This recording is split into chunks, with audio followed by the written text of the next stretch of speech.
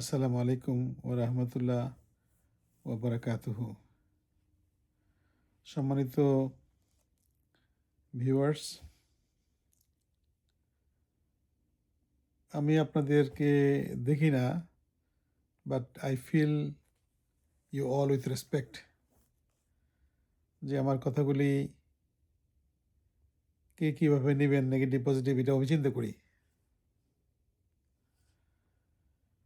এবং আমি মনে করি যে আমার কোনো কথা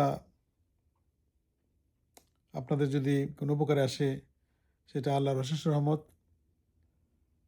আর যদি কোনো উপকারে না আসে, সেটা আমার নিজের ব্যর্থতা অথবা শয়তানের সেখানে প্ররোচনা থাকতে পারে আর কি। আমরা একটা সম্মানিত মাসের সম্মানিত অংশে আছি আমরা। এটা হজের মাস। হজের মাসের প্রথম ১০ দিনের আমরা চতুর্থ দিনে আছি, আলহামদুলিল্লাহ আলামিন। গতকালকে আমি বলতেছিলাম যে এই সময়টা একটা ডিল চলতেছে, ডিল। যে কত সহজে আমরা আল্লাহর ক্ষমা নিতে পারি এবং আল্লাহর রহমত ও বরকত পেতে পারি।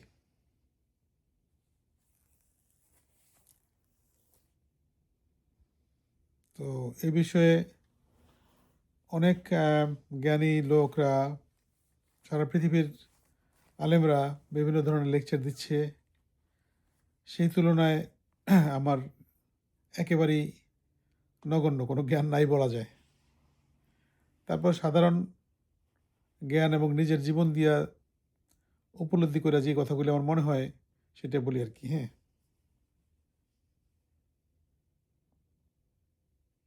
আমাদের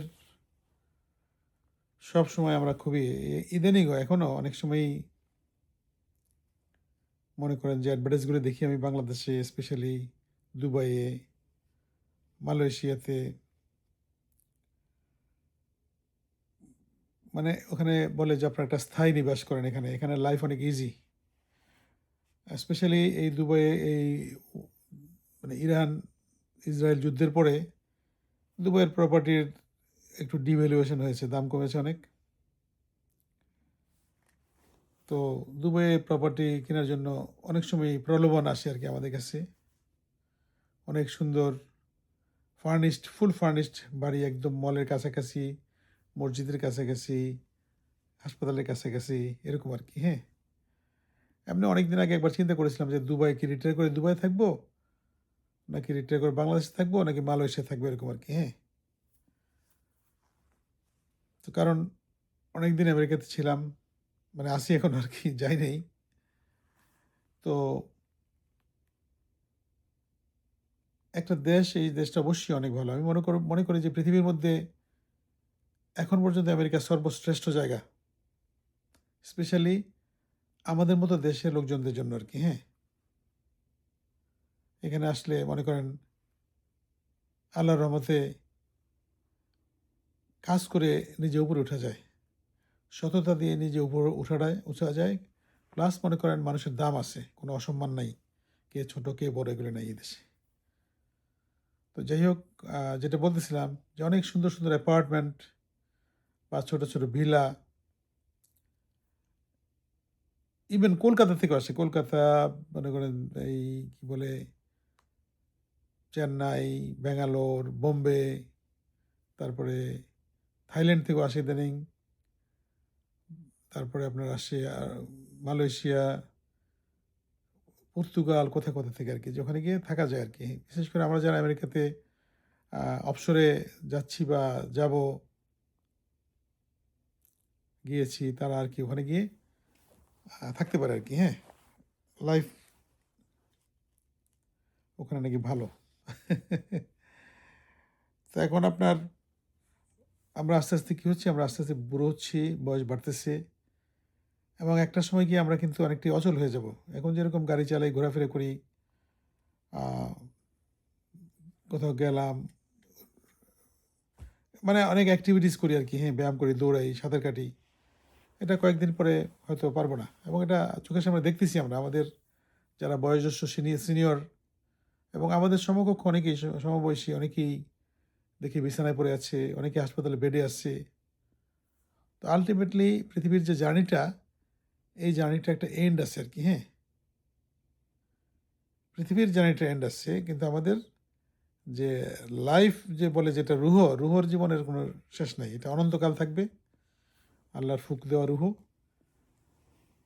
এবং আমাদের এই পৃথিবীর যাত্রাপথ যেখানে শেষ হবে, তারপরে আরেকটা যাত্রা শুরু হবে, যে যাত্রার কোনো শেষ নাই আরকি, হ্যাঁ? এবং আমরা যতটুকু জানি সেই পরকাল সম্পর্কে শুধুমাত্র আল্লাহর কোরআন পাকে যেটুকু দেওয়া আছে, প্লাস আমাদের রসুল সাল্লাল্লাহু আলাইহি ওয়াসাল্লাম ওনার হাদিসের মাধ্যমে যেটুকু বলে গেছেন, ওইটার মধ্যে আমাদের জ্ঞান সীমিত। তবে হ্যাঁ, সেটা একটা অসাধারণ জগৎ হবে। সেখানে মানুষের কোনো জরা জীর্ণতা থাকবে না, কোনো রোগ শোক থাকবে না। আছে না? একটা এটার্নাল লাইফ, একদম আনলিমিটেড লাইফ। তো ওইটাকে স্থায়ী ঠিকানা বলা যায়। সেখানে ধরেন আমি কি অ্যাপার্টমেন্টে থাকবো, নাকি রাস্তায় থাকবো, নাকি নৌকার মধ্যে বাইসা থাকবো, বাংলাদেশে বেদেরা থাকে না? অথবা আমার আলিশান একটা প্রাসাদ হবে। এই সবগুলির যোগ্যতাটা কিন্তু অর্জন করতে হবে এই পৃথিবী থেকেই। এই পৃথিবী থেকেই সেটাকে আপনার অ্যাচিভ করতে হবে।